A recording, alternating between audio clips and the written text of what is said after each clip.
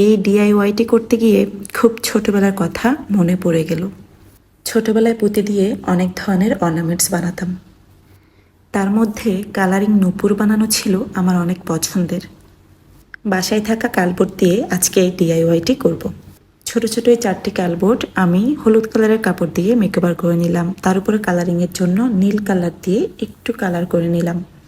Lipon art করার পর আমার কাছে যেই মিররগুলো ছিল তা দিয়ে আজকে আমি এই 4টি কালবোর্ড করার চেষ্টা করব।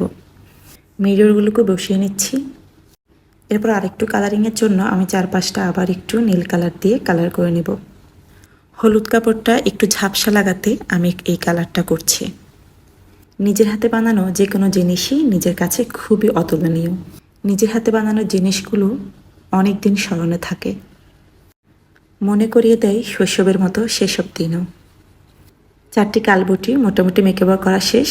এখানে আমার একটি কালবোর্ড নষ্ট হয়ে গিয়েছে, তার জন্য আমি 3টাতেই সেট আপ করবো। এখন একটি দড়ি দিয়ে পেছনের দিকটা হ্যাঙ্গার করে নিব। আর এই তো আমার কাজ প্রায় শেষ। দেখুন কেমন হয়েছে, অবশ্যই কমেন্ট করে জানাবেন।